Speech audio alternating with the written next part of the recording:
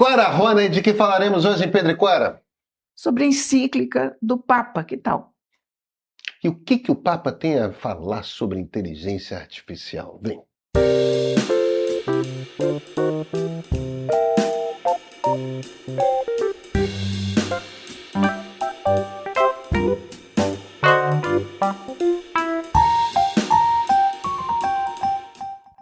Cora, eu sou um arreligioso ateu. Você é uma judia ateia. Por que a gente está lendo encíclica papal? Bom, porque quantas divisões tem aquele Papa?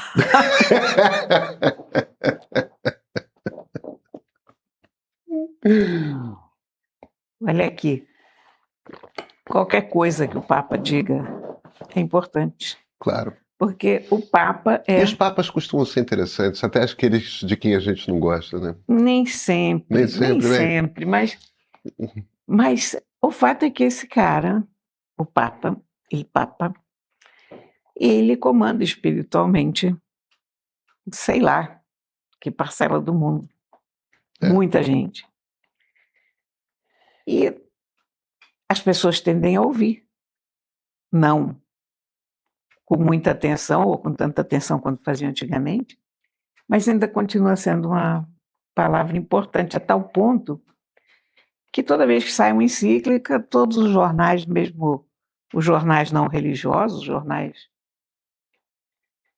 de todo dia, discutem o que o Papa falou, porque é uma declaração oficial. Eu acho que das três religiões gigantes do mundo, que são cristianismo, islã e budismo, a única que tem essa figura de poder central, que metade do cristianismo é católico, né? Isso deve dar, sei lá, 600 milhões de pessoas, 1 bilhão de pessoas. Não, mas se não é na casa do 1 bi, é na casa das muitas centenas de milhões de pessoas. É o poder central, né? Tipo, é a única religião gigante que fala por uma pessoa só. Então, nesse sentido, a gente não tem isso nas outras religiões gigantes, né? Essa orientação. E o Papa Provost, os italianos que têm essa coisa engraçada, né? Eles não chamam de Leão XIV, Bento XVI, Francisco. Não, chamam do Papa Ratzinger, o Papa. Então, o Papa Provost, a primeira encíclica dele é sobre inteligência artificial. E uma coisa interessante, porque o Leão XIII, que é um Papa da virada do século XIX para o XX, ele escreveu uma encíclica que é uma das encíclicas, literalmente, mais importantes da era moderna, que é uma encíclica chamada Rerum Novarum. Coisas novas.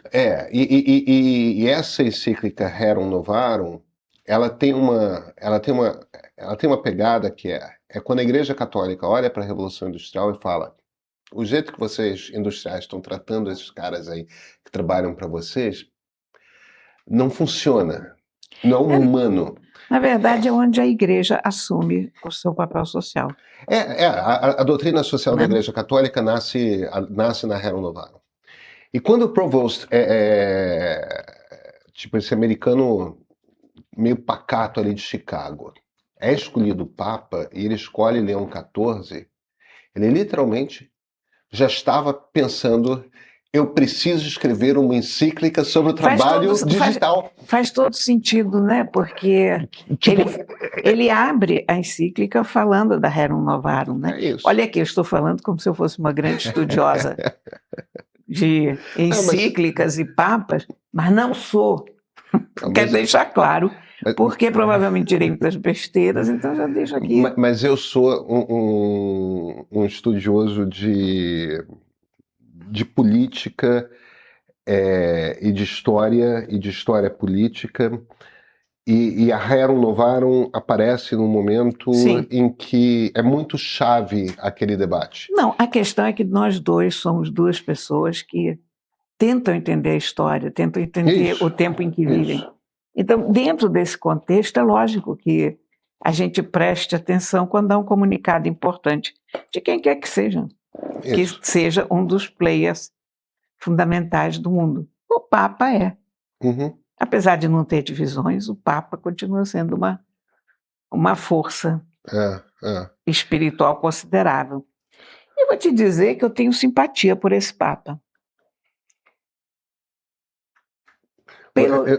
Você tinha pelo Francisco? Eu não tinha muita pelo Francisco, não. Eu até tinha. Pelo Bergoglio, não? Cara, eu tinha em termos. Eu achava que tinha muita atitude ali, sabe? Muita jogada. Pelo Ratzinger? Zero. O Ratzinger parece que era um teólogo estupendo e tal. O Papa Francisco era aquele Papa latino, né? No sentido América Latina, mais do que está, sem aquelas reservas europeias que os italianos ainda têm. Eu tinha hora que eu gostava do Papa Mas era um argentino que se Francisco. chamava Bergoglio, né? Sim, mas a metade dos argentinos tem nome italiano. Eu sei.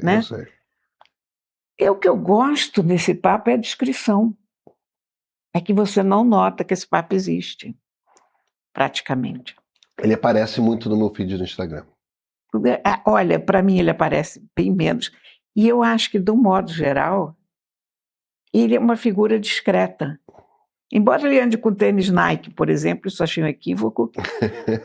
Claro, porque o chefe da igreja não pode andar de Nike, como não pode andar de Adidas, não é?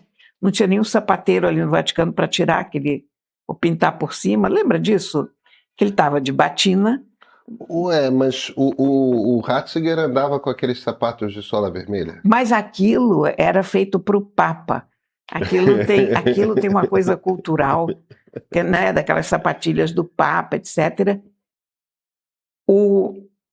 Esse negócio de você andar com uma marca esportiva dessas que anunciam o tempo todo em tudo que é lugar, não sei o quê, não acho que orna uma figura clerical. Não me incomoda Eu achei nada. bacana ele estar de tênis. Eu acho muito legal que ele seja uma pessoa esportiva, que jogue tênis, que tenha feito uma academia no Vaticano. E, sobretudo, o que eu gosto nesse Papa é que esse Papa está antenado com o momento dele. Uhum. Porque é importante que as pessoas que comandam o mundo percebam o que está acontecendo. Isso era uma coisa que não parecia muito acontecer, exceto na questão humana, né? Claro, os pobres, os aflitos, a desigualdade, está muito bem. Eu tenho impressão, nesse ponto eu acho que você tem razão, eu tenho a impressão que é o primeiro Papa digital. É o primeiro Papa que entende o digital. Tipo, faz parte da vida dele. É né? isso. Que percebe a importância enorme que isso tem e que vai ter. Então, eu acho que o Papa, até nesse aspecto, está saindo melhor do que a maioria dos governantes eleitos do mundo ocidental. Agora, ele está atento à grande transformação que está acontecendo. Né? Me explica, qual o ponto dele a respeito de IA? O que vem na encíclica? O que vem na encíclica, basicamente, é uma coisa que para nós, que discutimos IA o tempo todo, é bastante normal, mas que a inteligência artificial não pode substituir o ser humano. Que a gente tem que... Ele usa a analogia da Torre de Babel. Aliás, é uma boa analogia, porque a Torre de Babel, aquele mito da Torre de Babel, é que os humanos quiseram fazer uma torre enorme, desafiar Deus e serem responsáveis por si mesmos, de uma certa maneira ignorando a existência divina ou a força divina ou o que quer que seja. Você pode ler isso de várias maneiras. E aquela presunção de que tudo tomou uma lapada divina.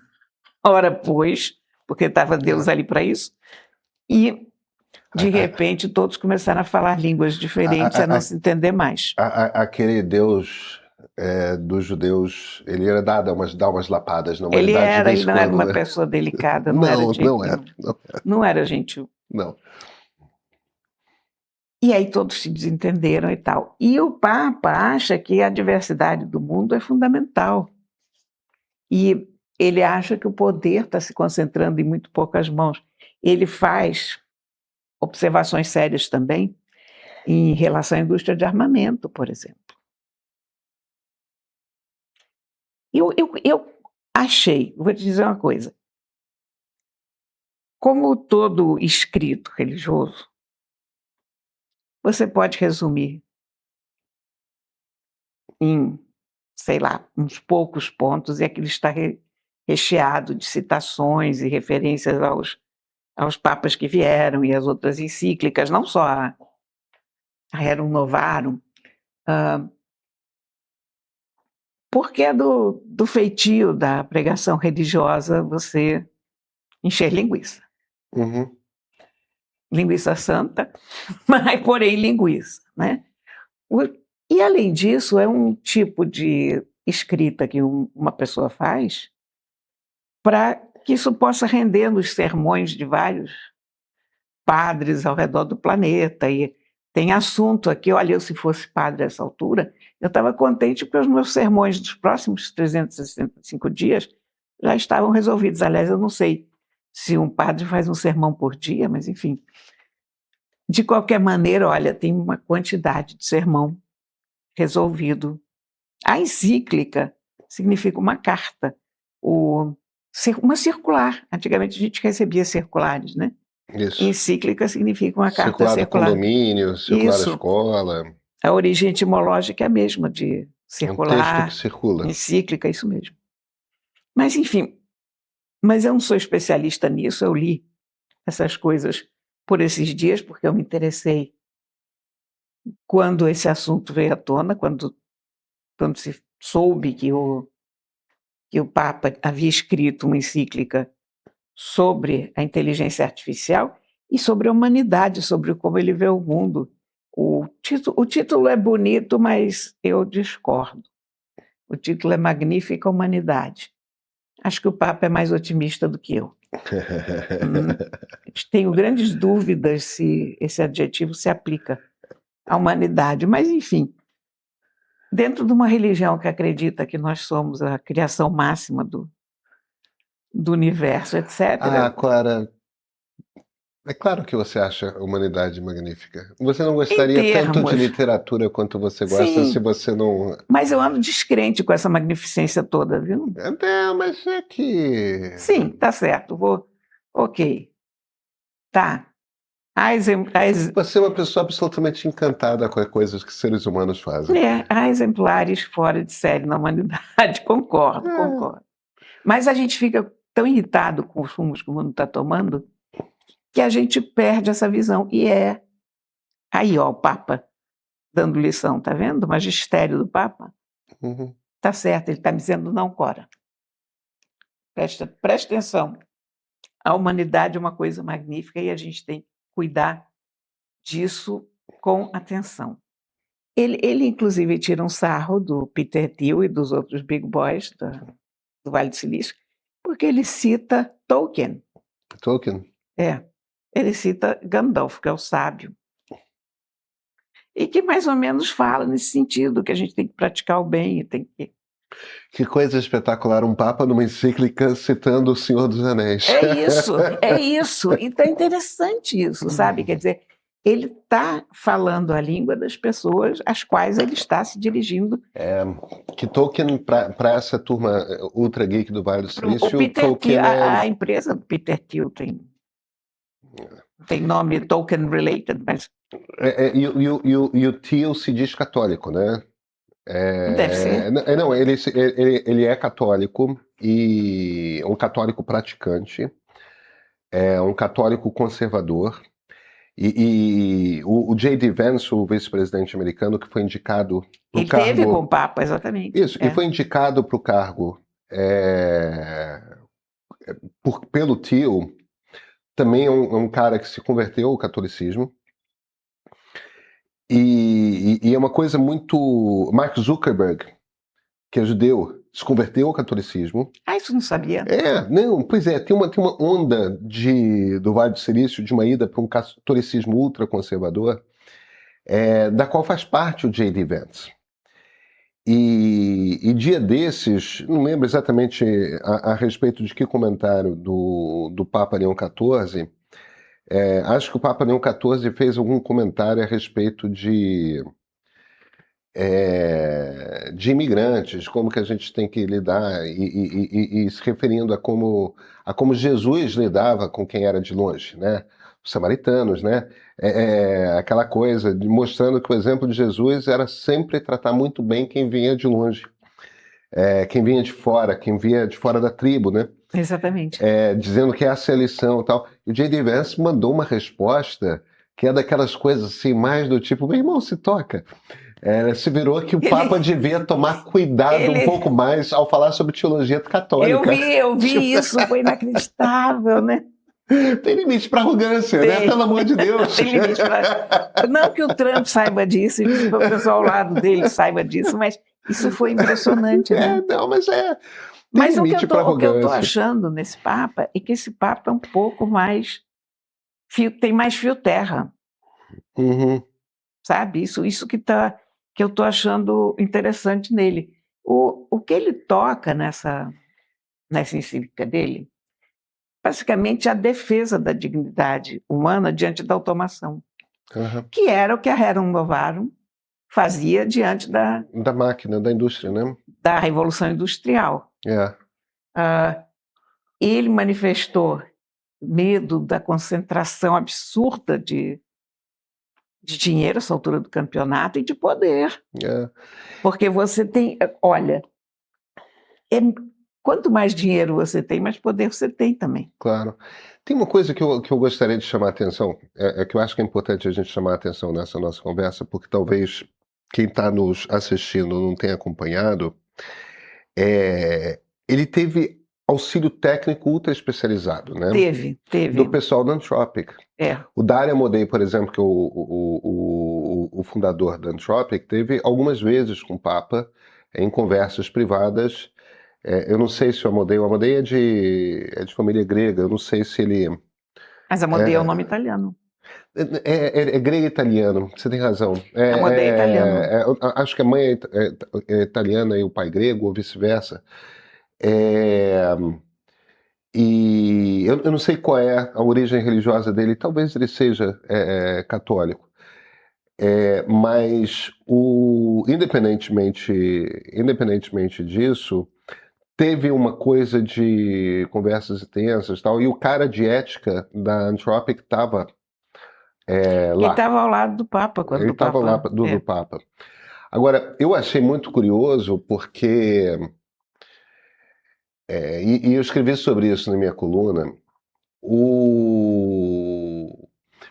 Eles acabaram de contratar lá na Anthropic uns caras que olha, se você não acompanha agora, tem um sujeito que eu acho que é o sujeito mais interessante de inteligência artificial para acompanhar no Twitter, digo no X, hoje em dia, que é um cientista da computação tcheco, chamado Andrej Karpathy. Eu sei quem é. E esse Karpathy... aliás, eu sempre estranho porque esse nome é húngaro. Ele é tcheco, mas o nome dele é húngaro. Sim, mas... Né? Pois é, eu sei, mas aquela coisa que é descendente de húngaro, a gente sempre fica... não, pois é. Você vê o nome? Todo Andrej cujo nome tem um Z no meio e termina com J, eu acho que é polonês, né? São aquelas coisas, tipo, tudo meio misturado ali, né? Mas o Karpathy é um cara que é um dos cientistas de IA mais importantes que tem. Ele está entre os fundadores da OpenAI, junto com o próprio Dario Amodei, junto com metade da Anthropic.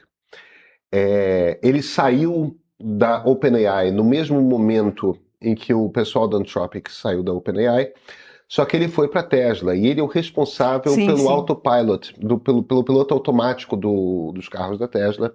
Aí brigou com o Elon Musk Eu sei exatamente quem ele é. e saiu. E ele é um cara que inventou uma técnica. Veja, ele inventou essa técnica em janeiro ou fevereiro desse ano.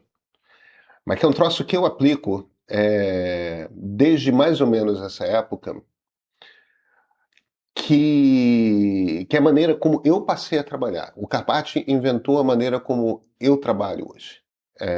E uma quantidade cada vez maior. O Vitor Conceição, meu sócio, o CEO do Mail, ele também trabalha da mesma maneira.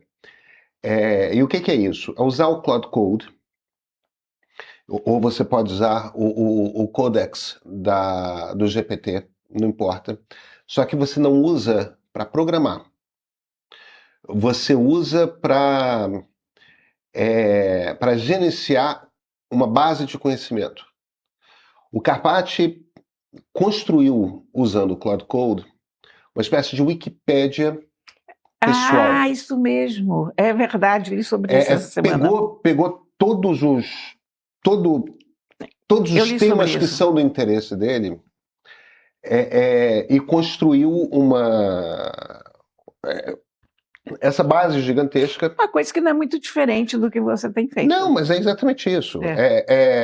Eu já estava fazendo esse troço intuitivamente há muitos anos, porque eu tenho essa base.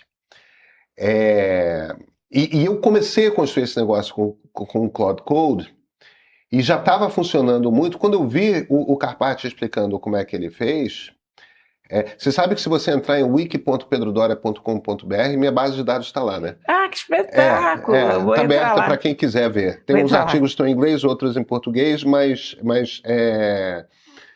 tá tudo lá. E é simplesmente uma base de conhecimento. Quer dizer, na verdade, estão ali o material que está em formato de artigo, tem muitas outras coisas na base de dados, mas tem uma versão resumida nesse endereço. E cara, o barato do Carpati é que o que ele essencialmente diz é o seguinte: olha, se você entende muito de tais e tais coisas, bota esse conjunto de conhecimento para o Claude ou para o GPT trabalhar. Então o GPT ou o Claude começa a trabalhar não com as coisas que estão na internet, não com as coisas que estão na base de treinamento. Ele trabalha em cima do conhecimento que você construiu ao longo de muitos anos, das coisas que te interessam. E a partir dali, é um troço meio maluco, mas é como se ele começasse a pensar por você, ou junto com você. É como se você clonasse o seu cérebro, as informações que existem no seu cérebro, as coisas que são do seu interesse, e ele vai aprendendo meio a sua maneira de pensar. Então, é como se você conseguisse literalmente ter uma conversa consigo mesmo. E ele tem uma vantagem sobre a gente, que ele não dá branco. E ele não dá branco. Que eu dou branco o tempo todo, você vê. Não, é exatamente isso. Essa altura do campeonato. É exatamente isso. Eu te dou um exemplo. Um amigo meu estava comentando no WhatsApp, num grupo nosso, esses dias. Eu tenho começado a achar, a tese que ele estava levantando eu cada vez mais acredito que as grandes religiões dão a base cultural de cada país. Então, mesmo os ateus, mesmo os laicos, mesmo no Estado laico, a base cultural ali é religiosa. E eu sei que tem um historiador que eu li que pensa exatamente a mesma coisa. Como é que é mesmo? Isso aconteceu hoje. Eu cheguei pro Claude, vem cá, quem é o historiador que pensa tal coisa? Ele foi lá, é o Tom Holland. Tom Holland é O ótimo. Tom Holland é espetacular. Tom Holland é ótimo. Não, é espetacular. Eu sou tão fã desse cara. Super. Você ouve The Rest is History? Sim, claro. Pois é. Acho maravilhoso. Logo você percebe que você é uma pessoa sofisticada agora. The Rest is History é um podcast de história que é o melhor podcast de história que existe. É um dos melhores podcasts que tem, ponto. Isso. E aí ele trouxe para mim o core ali, ele me entregou. Não, a maneira como o Holland constrói o raciocínio e tal, quer dizer, é aquela coisa literalmente de você não tem mais brancos, porque o Claude está ali. E quem inventou essa maneira de trabalhar é o Carpati. E por conta dessa maneira de trabalhar, você está começando a ter, em algumas empresas nos Estados Unidos, ainda é um pouco concentrado no Vale do Silício, mas está saindo, um tipo de cargo novo. Esse do que Carpati, é o que eles exatamente. chamam de IC, Individual Contributor. E o que é um IC? É alguém que é como se tivesse o que o pessoal de executivo chamam de C-level, né? Que é altíssima geração, altíssimo comando da empresa, CFO, COO, CEO. Então, é como se estivesse ali, só que uma pessoa sem nenhuma equipe. E é uma pessoa que resolve os problemas que equipes inteiras resolvem. E por quê? Porque essa pessoa tem a sua base de dados, tem essa inteligência pensando em paralelo. E ao mesmo tempo tem todos os dados da empresa. E qual é o problema de circulação de não sei das quantas? A gente está com algum gargalo na distribuição, não sei das quantas. O cara fica 3 dias conversando com os dados, conversando com o seu cérebro paralelo e resolve. Mas olha aqui, isso não é novo. Como não? Isso não tem nada de novo. Lembra de todos os conselheiros do rei, o conselheiro do sultão, os conselheiros. Era isso.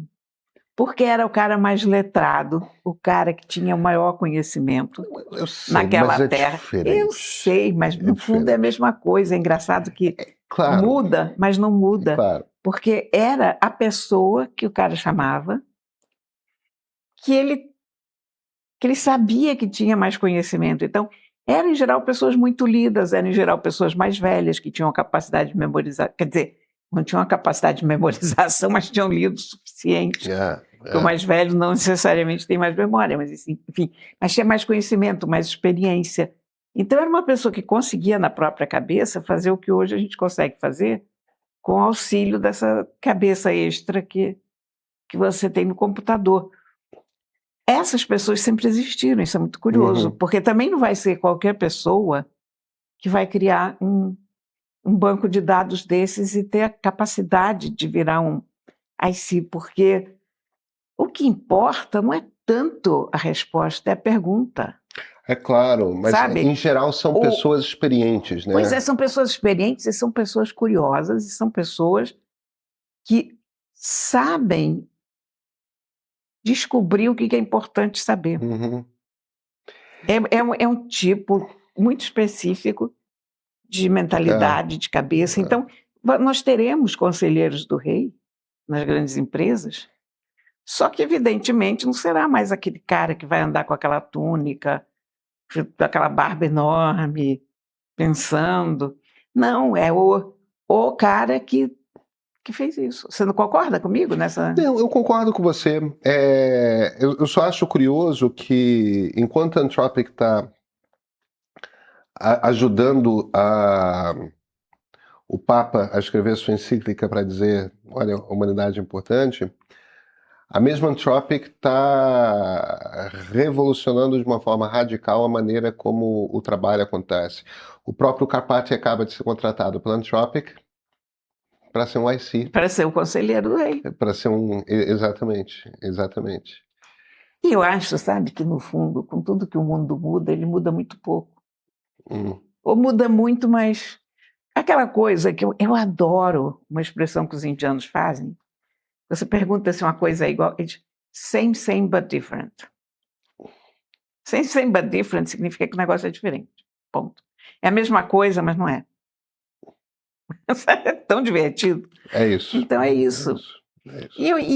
E eu volto a frisar a importância do Papa se dirigir Eu concordo com você. ao mundo sobre o que está acontecendo.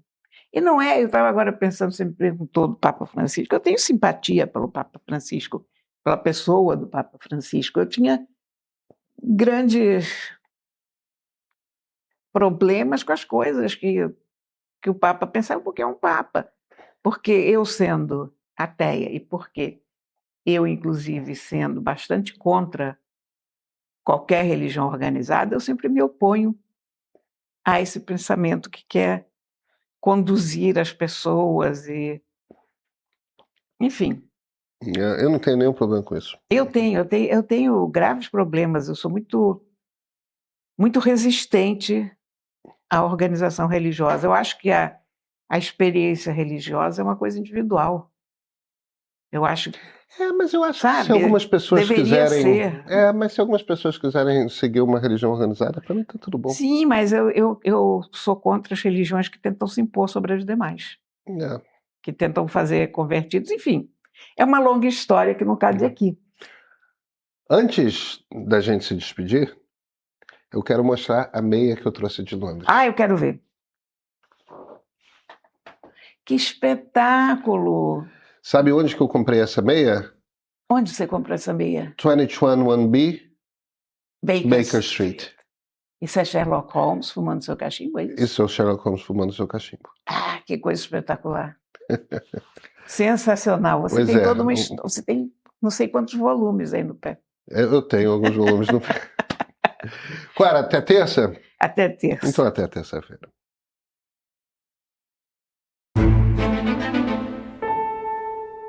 No episódio passado do Ponto de Partida série, nós mostramos que o Brasil não está dividido em 2, mas em 5.